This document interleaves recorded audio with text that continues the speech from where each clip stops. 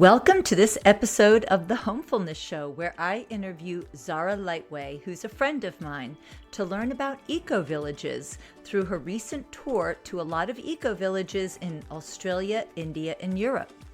I believe eco-villages can be a blueprint for building thriving and resilient and sustainable communities. In fact, I became an eco-village ambassador with the Global Eco-Village Network after attending the month-long immersive Eco-Village Design Education in 2012, which was held on an eco-village in South Africa. I participated in a lot of activities to understand what it takes to make a successful eco-village, such as governance and decision-making, economic sustainability, and social cohesion. We talk about sociocracy as a method of governance and decision-making that a lot of them use. We talk about what sets them apart, for instance, around shared leadership, resource management, community resilience, and what is the difference between an eco-estate and an eco-village, where an eco-estate would be like a neighborhood that values sustainability, and an eco-village being really mission-driven.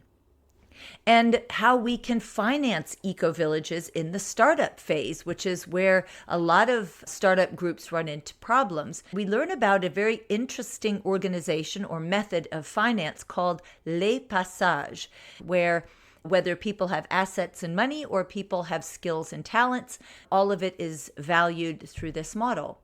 The positive things about eco-villages is that it doesn't necessarily reject, or it's not trying to run away from what doesn't work in society, but it does create a positive model or a way forward in all the different systems such as education, finance, food, social systems, housing, and so on. What I like about eco-villages is that they are very mission-focused rather than just complaining about what's not working. In this episode, Zahra mentions about her work as a vision catalyst with the Neighborgood Project, which is a startup eco-villages looking to purchase land in the top of the South Island, not far from where I live. So she talks a little bit about Neighborgood. If you'd like to learn more about that, you can go to neighborgood.earth. And if you're keen to see images and hear more from another guest that I interviewed, I made a video a while back where I interviewed Rabina McCurdy on the Common Ground YouTube channel. You can go to the show notes to find that URL, or you can go to the Common Ground YouTube channel and search around eco-village development. If you are living in Aotearoa, New Zealand, 2 events to know about. We are having the Women Revolutionizing Housing Hui, 6th to the 8th of November. This is for any woman that is interested in housing in any way as a professional, working as, for instance, in the built environment as an architect or builder and engineer, women who are working with a not-for-profit housing provider, women who are developers, women who are leading some interesting project or initiative with housing, or who's driving housing policy or addressing issues like affordability or homelessness. All women are welcome to learn and network with each other. So visit the website at Common Ground and you'll see Women Revolutionizing Housing Hui. Check out more information there and sign up on the wait list so you get notified when we have our registrations open. And the other one to check out, the Housing Innovation Society. They are advancing what's called the collective housing sector, which is housing that is focused on the residents' opportunity to participate in the co-design and development, as well as the ongoing management of the neighborhoods in which they want to live. Well, we're ready to get into the episode with Zahra Lightway. Welcome, Zahra. So great to have you on the show. Our topic today is your eco-village exploration tour, which took you from where you live in New Zealand to Australia, to India, to Europe is where you spend a lot of your time. Return now to New Zealand. Give us the highlights of what you found most interesting. What are some of the best practices and maybe some red flags we need to know that they've learned that we don't need to repeat. And I know that this comes from your personal interest in living in an eco-village way. For a long time, I wasn't interested in living in community because I wanted it to live my own way. I didn't want to interfere with other people's needs and so on. But over the last 6 years of being in New Zealand, I realized, no, I do want community. I want to be part of community. I set an intention a long time ago about co-creating a worldwide network of learning environments that would be a Lightway village. That was Mm. part of my journey into founding a school in the US. And that was before I was getting involved with Neighbor. And I thought, aha, this is the vision, a vision of a village of 150 odd people. And so then one thing led to another. And I've been on the fast track of learning how to be in community and how to be adaptable and share space with people. It's been a beautiful, challenging time of rapid growth and expansion. It's been amazing. And so that leads us into the topic we're discussing today, which is your exploration tour. You Mm. decided you wanted to visit a whole bunch of different eco villages. Can you tell us why that was so important to you? What was your purpose? What were you trying to achieve within those 9 months? The tour itself came out of my work with Neighborhood, with that startup. I wanted a lot more experience of seeing how the communities were getting started, what's happening in Australia, across Europe, somewhat in India, and get a real pulse for the movement, what's really working and what's not necessarily working, or what makes the difference between a village startup being successful and what doesn't. And also to see any innovation in the space. So at Neighborhood, by the time I went on the tour, I'd been leading the project as the vision catalyst for about a year. I already knew you have to have foundational pieces in place before you just buy land and start living there. So right off the bat, that rarely works. Just a group of people, they get together, they go, let's buy some land and live together, and don't put in the social structures and foundations necessary. For example, how are we going to make decisions? How are we going to resolve conflicts or disagreements or just different points of view when that comes up, which of course they will, because human beings aren't robots. So we're all a bit different. The lack of those things and lack of economic planning tend to be the biggest things that cause a community startup to not happen. Mm. So we put a lot of that in place and did a good job of it. I knew a lot about sociocracy. That was one of the big pieces that I brought to the project as well. Yeah. Sociocracy, just in summary, being a more flat-based decision-making system.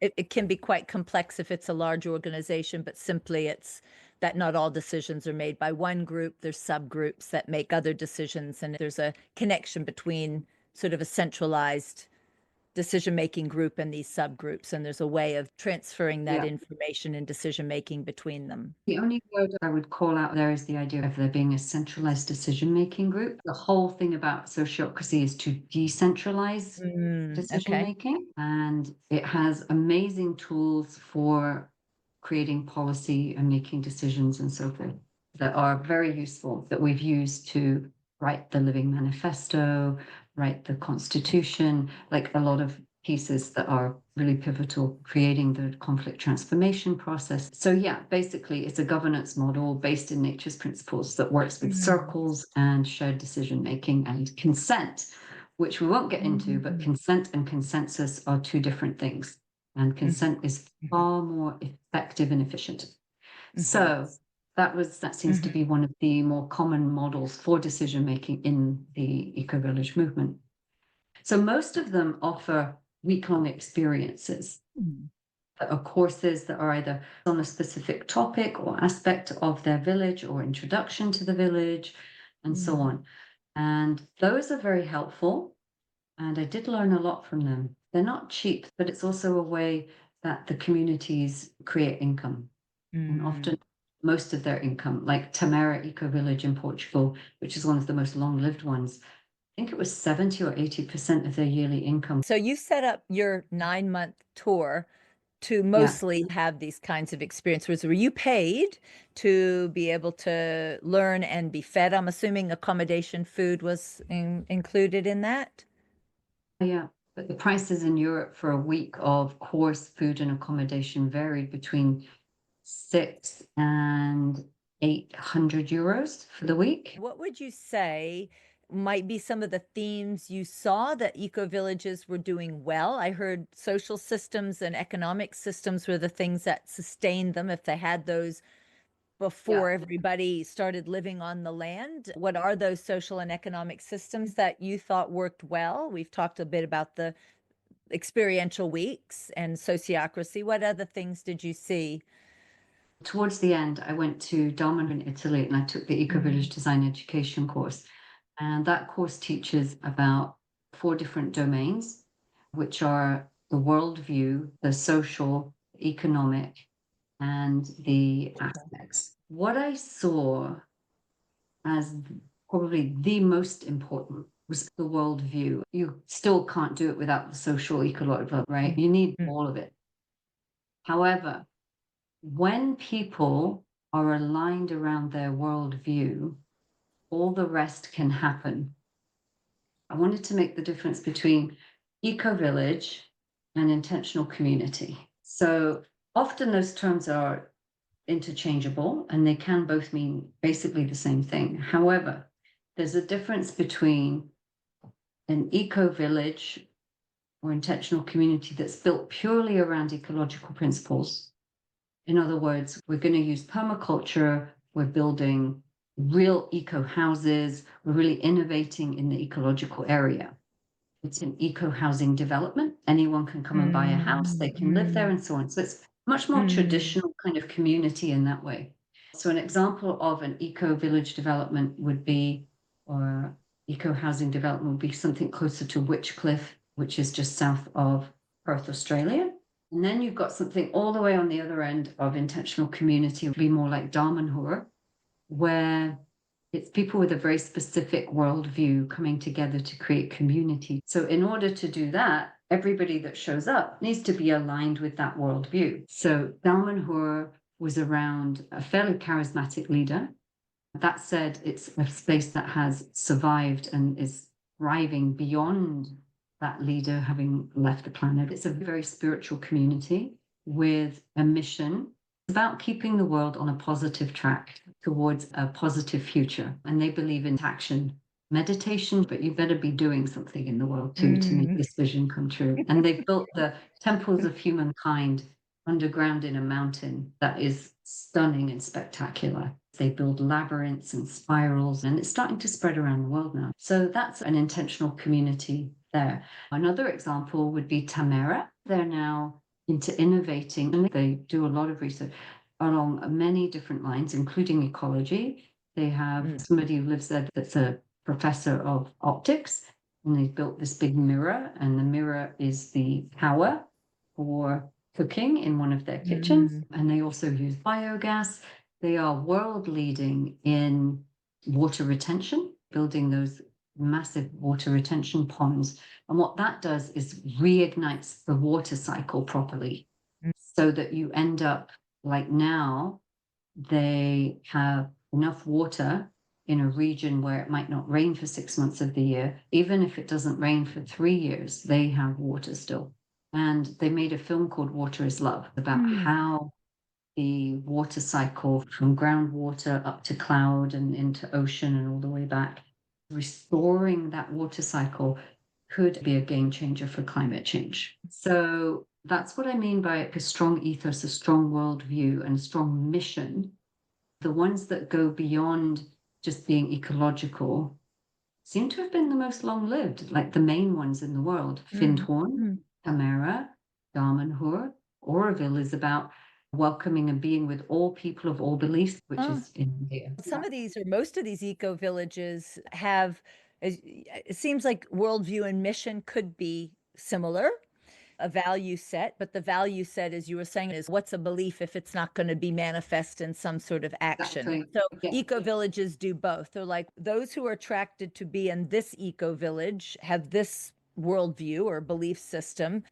They want to do action in the world, whether that be inviting others to learn or taking some innovation. Maybe that's one of the definitions that really defines an eco village under what would the Global Eco Village Network define, other than what you were saying is more like an eco estate or an eco community, which has a lot of sustainability values in building technique, etc. But it doesn't necessarily have its mission. All the people there are not attracted to something Yeah, other than just how am I going to be as a resident here and live my life. that's exactly what's out there. And they're two very different things. They both have value, I think. It's much better to build ecologically sustainable villages where people basically just live their lives. They buy their house, buy their land, whatever, and just get on Mhm. with life as usual. They all Mhm. have value.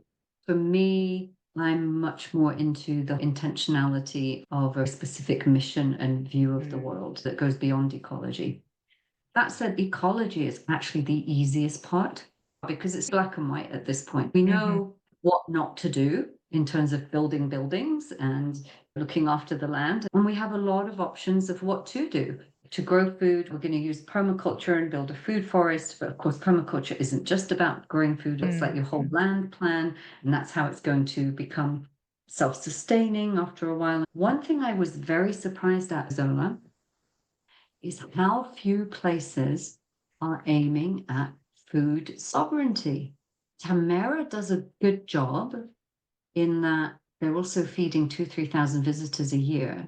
So that Mm. means that they're producing 20% of the fruit, the vegetables and things on their Mm. land, but it's 20% of enough to feed that many visitors. So if something happened, they could quickly move to having more of that, all of that going to everybody that lives there. And they Mm. also source most of the rest from local growers. It's good. Good.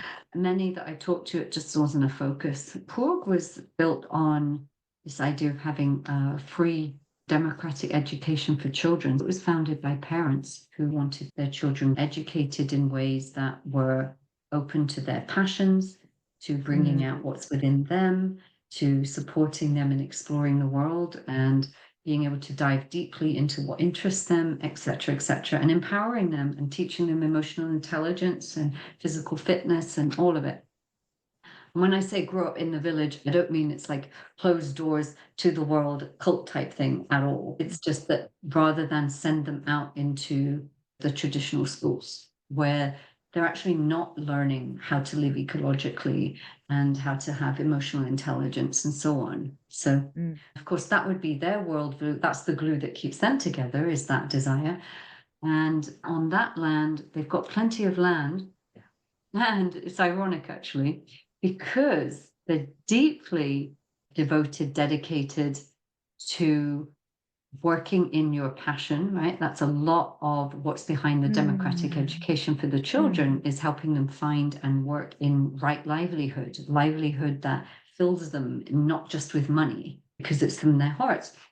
And since right now, nobody's really feeling to do the food growing thing, nobody's doing it. I've listened to that and I think that's a pretty important piece right now. And it's probably one of the first things we'll do at Neighborhood.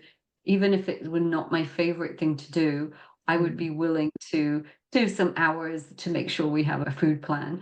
They've been open about 6 years now and they have pretty good programs and it's a very interesting piece. And then the Saint Kamel place, their relationship with food is astonishing. The food they made us was absolutely Mm. incredible in the detail. And they were teaching a lot about love in action, the 7 essentials of living together as a collective. One of them was being love in action. And in their creation of our meals, you could see that they were beautiful and delicious. So going back to the theme of resilience, what creates that longevity, that Mhm. stickness, and also thriving? What are some other themes that you saw that these eco villages are doing? Justice, equity, and shared decision making are Mm. huge so that people feel included and Mm. that helps them to work together. And then obviously the economics is always foundational in terms of survival and thriving. So there needs to be thought into how to start and continue economically. I went to the Global Eco Village Network gathering in Sweden, and there was a group there from France called Lebre, and passage is a word passage in English. But in French, if you break it up into two words, you end up with "lettre," which means the wise steps. They have an economic model that does over time create economic independence from the matrix and that makes startup much, much easier the way it's structured. And they also call it systemic Mm, aikido because mm, you're using the system to get out of the system. It's a mhm, beautiful model that Neighborhood is investigating and probably installing soon, where it has, for example, there's a piece called ethical savings. So there's a lot of people around that have a bunch of money and it might be sitting in savings accounts or somewhere, and they want something good to do with it. With an ethical savings model, they can deposit that money on a basis of, you can get X amount of it back at any one time and over a year, this maximum, so that the village can't suddenly, but nobody's suddenly taking out a massive sum. And in the meantime, that money's used to create the community and you're doing some good with it. And it's backed by the value of the land that you're buying. So it's actually a really safe place to put it. If the project fails, well, if they bought the land, then you just sell the land and they get the money back. So it's pretty secure. And that's just a small piece of it. It really offers a great model. They've already helped 46 plus communities get started with this model. mm, So it's really proven. I got to witness a really beautiful community discussion that was real. mm, And this was where they were coming together to discuss what next steps were economically. They're making quite a bit from their courses and things. And it's not enough.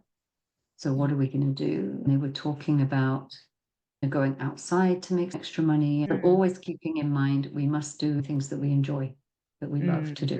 The economics too is something that can be developed. And what I see, Zola, that's so exciting, back to these network of networks, is that what we're actually doing in the eco-village movement is building the capacity to exist alongside the mainstream systems to where at some point we'll have our own matrix built and our Mm. own economies, internal and external, facing other eco-village communities and the outside world, but not dependent on it. That's the positive future. And it means unhooking from the negative timeline. And it's practice what it is to live the way that we believe is a more peaceful, harmonious, abundant way. It could be a Exactly. project like a community garden that has a Yep. lot of reciprocity. Yes. These eco villages are really trying to be a place-based living with all these different projects around. So like that community garden, rather than living in suburbia and having to transport oneself to that lovely community garden project, it's like, well, why Mm. can't I just have that kind of out my back door? And then why can't my neighbor be one that already has an idea to share resources without me feeling like I'm intruding to ask if I can borrow a tool or share Exactly. babysitting or something. Eco Village is sort of a conglomeration of a lot of those ideas in one. Even if someone doesn't want to live in an eco village because that's maybe a little too much, I still think then just being involved and finding your community of some interesting alternative way of doing, whether it be economics or an ecological system or a social system. Like in my area, there's people doing savings pools where they're bypassing the bank as a way of putting their money in savings, and they're saving it within each other. That's practicing a different economic system based on trust and relationships. And that's how that money is able to be kept, by giving it not to the bank and institution, but the others in the group hold that. I really love what you said about you can grow some vegetables. It's a revolutionary act in today's Mm. world. To grow a source of healthy food, you know where it's come from. There's 0 miles attached to it. You don't have to use poisonous chemicals to kill all the bugs, and you are supporting your own physical health. The savings pool thing is wonderful, and that's the big thing Mhm. about it. There's no interest. And these kinds of innovations can happen on a small scale, large scale. It actually is more. I think you're spot on it. It is more about creating tons and tons of tiny little bubbles that get bigger than necessarily, oh, I have to go and start a whole big network of eco villages. That might sound overwhelming. We can all do our own little thing in our home base, wherever that is, to embrace these. And it strikes me too, here listening to you, that in order for that to happen, there's also a call to humanity right now to stand up and take responsibility. There's no more time to wait for the other people to do it, to wait for the government, to sit around thinking we're going to be saved by the government. It's not happening. So every step we take, whether it's join a savings pool or grow a garden, is another step towards a positive future that we're aiming at. And that's a beautiful thing, to think that we actually have the power to do it, right? So from what I've seen, I'd say that eco-village movement is into its second wave. So one thing we've learned is the importance of having, maintaining a structure, but also making structures that are flexible and can grow and change as the needs of the village change, right? And that's one of the beautiful pieces about decentralized power, is that decision making is being made much closer to the people where the decisions are directly affecting. And if you think about it, New Zealand's a very small country. I mean, 5 million people is still a lot of people. And here, the idea that one relatively small group of people based in Wellington in this funny shaped building called the Beehive can make effective decisions for all 5 million people living 5 million different lives in multiple different ways of life, from extremely rural to city, and that's actually going to be effective is kind of ridiculous. It's not working. We see that. So then you can look at the smaller eco-villages and see how they are very adaptable. So we can take that and learn from that. They're adapting to change. They're able to do that. Another piece that we've seen with these longer existing villages is that they're also, a lot of them 40, 50 years old. So the original founders are on their way out and the new generations coming in. So we're seeing there's actually quite a tension in many of them around that and how to navigate that. And because the young people coming in maybe want to make big changes, which is what generations do. Learning how to allow for that, letting go of control and allowing things to evolve and the vision to grow are really important lessons we can learn from seeing how they navigate these together. It's what creates the unraveling. Yeah, obviously, if economically you end up without being able to sustain yourself. So not focusing enough on having the internal economy that's also outward facing, like what businesses you're going to have and how you're going to run those. Also sharing of that money and how you look after everybody and addressing economic disparity between people coming in. That's actually one of the things Le Passage does really, really well, because it offers the economic model I spoke of earlier. It offers a way for, over time, the inputs of people equalizing. So let's say you have somebody come in who's got a home, but not much cash flow. They want to live in communities. They want to come in and live. So they're ready to sell their house, and their house is, I don't know, 300,000. So now they want to put 300,000 into the community, but then they won't have much cash flow. The other people that live there, that want to come and live there, that don't have any capital, they can come in and they'll be paying weekly. So they come in, and now you've got people paying in monthly, and this person that's put in their 300,000, they're actually able to withdraw. Remember I said you can withdraw a certain amount of money per month or per year if you put your money into the Passage model. So she's withdrawing what she wants for life, which means that her 300,000 is gradually going down, while the other people putting the money in on a monthly basis, the smaller amount, that's going up.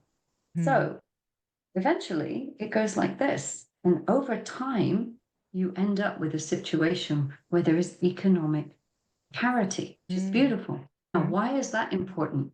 When I went to Byron Bay, I met Helena Norberg Hodge, who founded Local Futures, and I read her book called Local Futures, and it talks a lot about GDP and GNH, right? GDP, for people that don't know, I mean, we all know the letters, but what does that actually mean and what does it measure? It measures every transaction that happens within the country. And it doesn't matter what the transaction is. It could be for treating cancer or for developing new pesticide, or it could be for, new groundbreaking, beautiful food that's very healthful, et cetera, et cetera.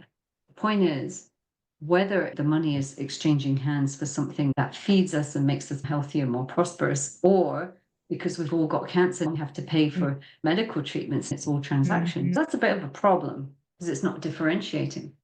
In the Kingdom of Bhutan, they had gross national happiness, their king. They had the benevolent dictator, which we've all thought for a long time is probably the best way of governance, right? Problem with power, though, we all know.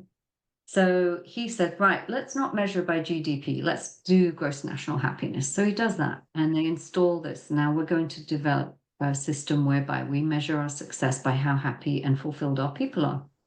Fast forward, I'm in India. While I'm planning my India tour, I knew I was going to go up north. I wanted to visit Vandana Shiva's farm and take a course on Gandhi's triple peace there. Then I went to Navdanya farm, and I didn't get to meet Vandana Shiva because she wasn't well. But I did get to meet Satish Kumar, who's beautiful. And I met the Janparat leadership, beautiful Wahine women, Sumit and Meena, who invited me. Janparat is Global Eco-Village Network India organization that's really getting up and started now. And they ended up inviting me to this thing called, I'm going to crucify this word, Satat Samalan, up in Shimla, up in the Himalayas. This was a meeting of all the movers and shakers in sustainability in our region, the ones in academics and the ones in government and so forth, coming together to talk about sustainability. So off I go and get there. And in walks this man in these orange robes. And he gets introduced as a Bhutani monk from the Kingdom of Bhutan. I was so excited that he might know something about gross national happiness. So I went over to him. So we go out into the garden, we have a chat. Not only does he know about it, he helped develop it. He worked high up in the government. He knew the king and the prime minister. He told me the story. He said in 2017, the government decided to do 5 things for the people. One of them was to build roads. We succeeded in all 5 things. And when we built the roads, it was a disaster for gross national happiness. Why? What happened is now these villages where everybody had about the same stuff, very similar life. Now, all of a sudden, with a road there, the person actually, for whatever reason, had more money in the background, suddenly buy a car because now they could drive it and have appliances delivered. So now within the village, suddenly there's this disparity. Like now this wealth that couldn't actually really be seen before was seen, and it created division and dissatisfaction and envy and a sense of us and them.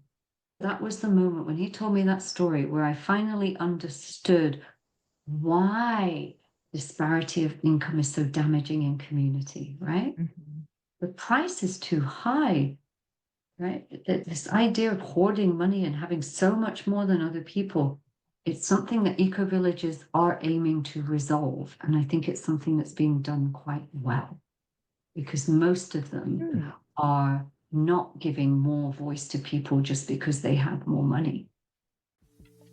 I'd like to take a brief moment to share with you about Common Ground, the consulting agency to provide professional services to enable more affordable, socially connected, resilient, and climate-adaptive housing and neighborhood development and place-based living.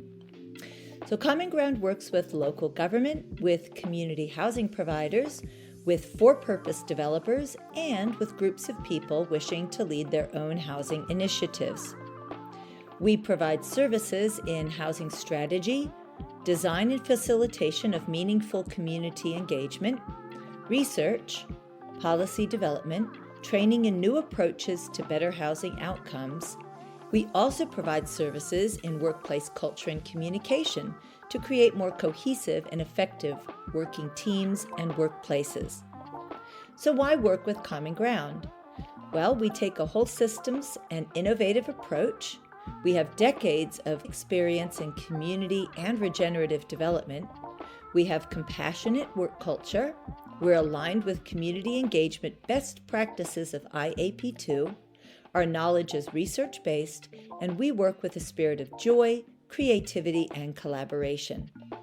You can visit our website at commonground.net.nz to learn more about our services, to get 2 reports that we've written on housing for women and the community land trust model, and please sign up for our weekly newsletter for inspirational resources, links to case studies that showcase successful initiatives and policies, and get announcements to upcoming events. There's equal voice, and that's a beginning. But the passage model actually does, over time, create parity, which is beautiful. When I saw it, that's when I really fell in love with it, especially after this adventure with gross national happiness. Yeah, and I think you're right. Economic equality, a lot of people have this idea that if someone's doing well, they've got more merit and they've worked harder and they've been more honest, all these other qualities which equate to more money. And if you don't have as much money, you don't have those values. And that's so not true, but that's the way our society sets it up. So we accept this economic inequality because there's those that don't deserve it. And actually, it's quite the opposite. In many cases, you speak to people who've got a lot of money, and it's like, what are you doing with all this money and how did you get it? And others who've been working so hard and being generous, who are just making ends meet. So I love how that eco-village idea of finding ways to value people's contributions in other ways than financial, and that there's this model that allows for that to be a system. It's not just a free for all that if you come with a lot or if you come with a little, we'll make it work, but it actually has a system, can be built over time, because that's really what you want, is not just for everybody to be equally just making it or on the bread line. You actually want community wealth building, so you don't want to devalue wealth, but we want to look at other forms of identifying what wealth is and can look like, and looking at ways to continue to raise that community wealth. Exactly. To all go together, right? Holding hands and moving forward together. And it's really beautiful. So I think that's things, it's far from perfect. And the will is there and the desire is there to create more equitable, just way of life. Right? One innovation in economics I saw was at Traditional Dream Factory, the OASA network, the 100,000 hectares of regenerated land, and their token is backed by nature. So you talk about currency being backed by gold, or these days currencies are backed by nothing, which is why they can keep creating money endlessly, infinitely out of thin air, because there's nothing behind it. So it doesn't have to be tagged to anything of value. It's just digits on a screen, pretty much, right? Money. A lot of people still don't understand that. The money you're being lent by the bank for your mortgage that you're now going to spend 30 years paying for literally didn't exist until they typed it into the computer to issue it as a credit, which is actually debt. This coin, because it's backed by the land, as you regenerate the land and make it more desirable for people to live there, because it gets more and more beautiful and the structures are beautiful and so on, right? Remember I said you're buying residency when you buy their token. The token becomes worth more because it's more desirable to live there. So people are willing to pay more to live there. It just makes total sense. What I'm hearing is that land value is truly based on the nature that is there, rather than current land value is valued. Nothing natural has happened on that land for the most part. And in fact, it could even be denigrated. It could be that more has been done to ruin it with poisons or overgrazing. And yet that land can still raise in value, even though the natural capital is less, versus what I'm hearing you say is, yes, land can increase in value, but it's only when the natural systems of more food abundance or soil fertility or water retention, etc. Yeah, exactly. And OASA, I left out a little piece. OASA is buying degenerated land to begin with and regenerating it. So the first one at TDF was an old chicken factory and the soil was pretty exhausted. They're doing a lot of planting. They're not far from Tamara, actually, one train stop away, and they've learned the water retention stuff. And a lot of places I visited were very aware of Tamara's work with water retention. In the innovation space, this is where eco-villages are coming in. And you're starting to see now universities starting to partner with eco-villages, because the eco-villages are doing research in social, ecological things, everything across the board. Yeah. And now there's even a project starting in India that is a university looking to see how they can function as though they were an eco-village.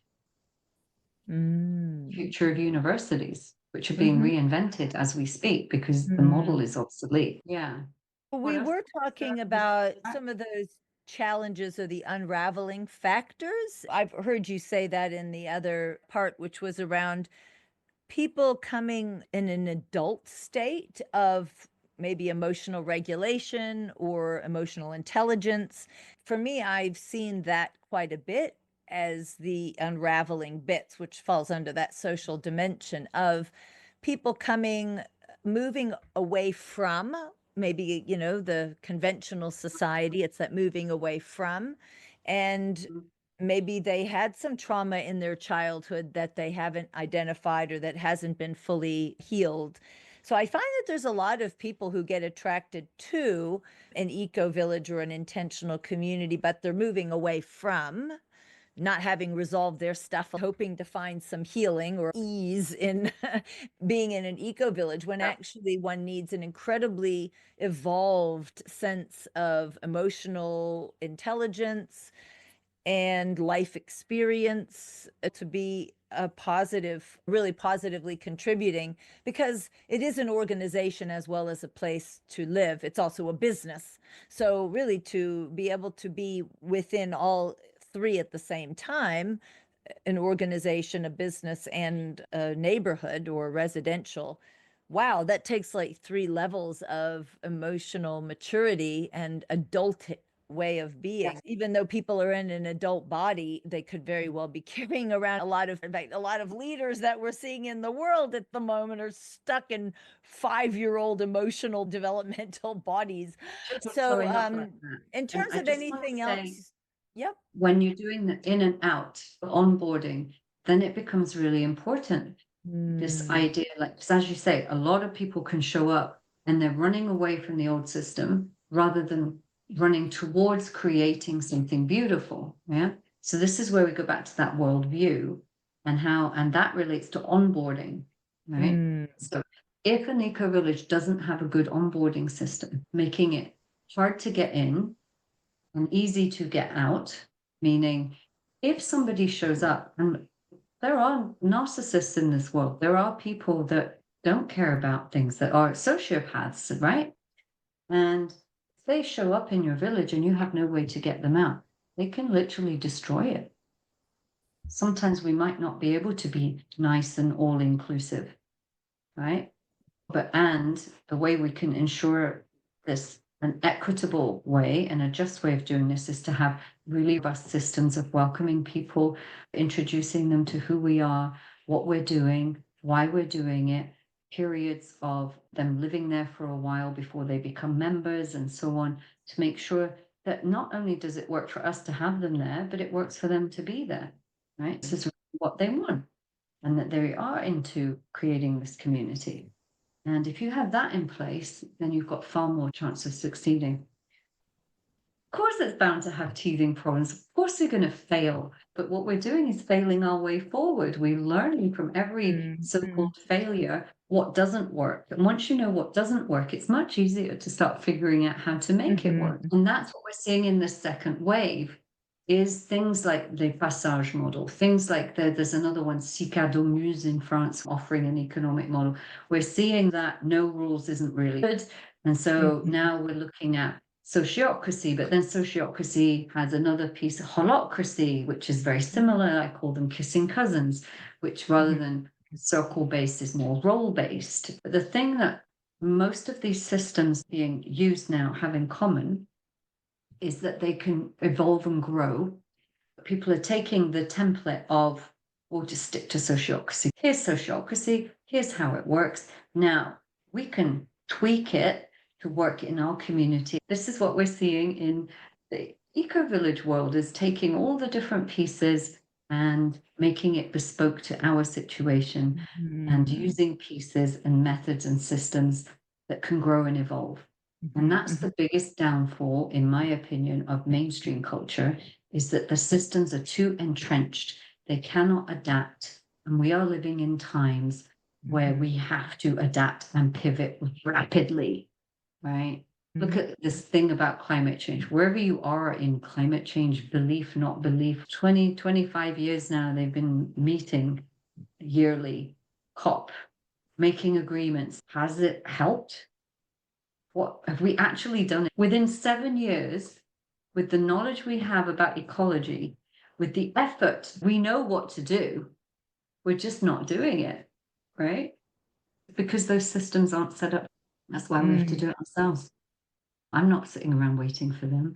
Well, what I'm seeing is that there's an emergence of ways of learning that we can't get in a conventional school or quite often even in a university. Some universities are integrating some of these concepts. There might be a course within a department or a wider degree.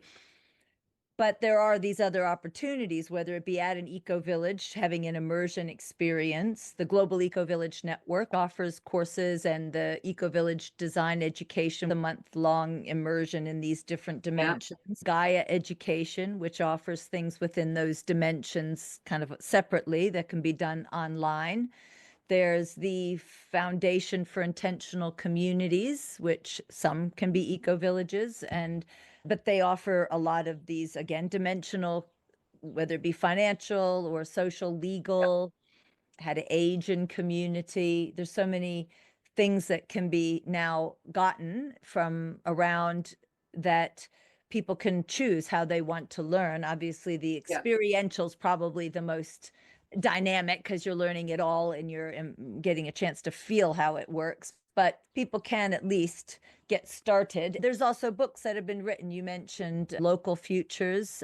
And the one I find quite useful is called Creating a Life Together by Diana Leaf Christian, who actually asked that question. Why have 90% of the startup intentional communities and eco-villages failed?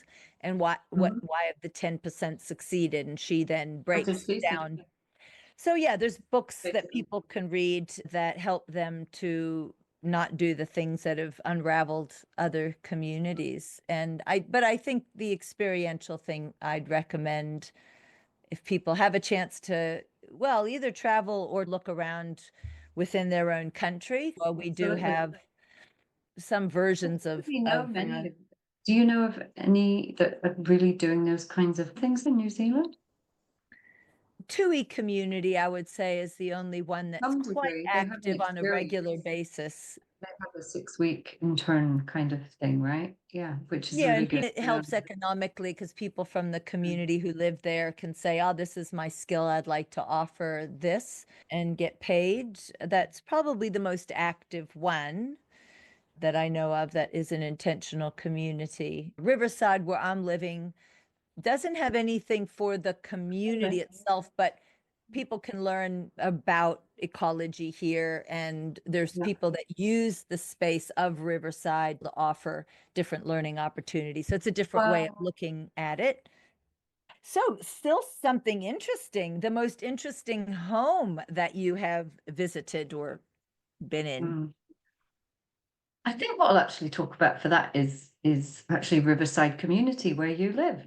It's one of the most interesting places I've ever lived. I found it really interesting because of the total sharing model, which I haven't seen anywhere else. People freeze any extra assets they have rather than giving it all to the community to create parity, which we've talked about quite a bit, and how the land is collectively owned, the homes, everything there, it's all owned by the community. Any work people do in the businesses, the money from the businesses goes into the community and everybody gets some money each week. You have access to a car, you've got a home, your bills are paid, everything. And lastly, how can people find you or connect with Yeah, you? maybe I'm on Facebook and there's only one Zahra Lightway, Zahra, or Zahra, but also LinkedIn there, on the neighborgood.earth website as well. And actually very soon I'm launching my new business, which is Lightway Learning, which is a home educator certification course for US-based parents. My mission is quite similar to the Ecovillages de Pourg, where I want to help families and children find freedom in education and learning. And this is about training them to feel confident and competent to do so, and to deliver a really rich and enriching experience in learning for their kids. And so you'll be able to find me eventually at Lightway Learning. And that's mainly it. My email, zahralightway@gmail.com. It's easy. So thank you for Okay. coming on to the show, Zahra, and much luck with your Lightway Learning business and with the development of the neighborhood Eco-Village. Thank you so much. Thanks, Zola. There's actually a lot of resources that you can check out. There is the Global Eco-Village Network, which has regions around the world. Where I am, it is called Genoa, the Global Eco-Village Network, Oceania, Australasia. You might have an eco-village near where you live, or perhaps like Zahra, you might like to make a holiday visiting eco-villages. Well, here's some sites that you can check out to learn more. There's the Global Eco-Village Network, ecovillages.org, Eco-Village Tours at ecovillagetours.com. And if you want to take courses, then you can go to Gaia Education, which offers the EDE at gaiaeducation.org, and the Foundation for Intentional Community at ic.org. We'll have all these links, as well as the ones referred to in the episode, in the show notes.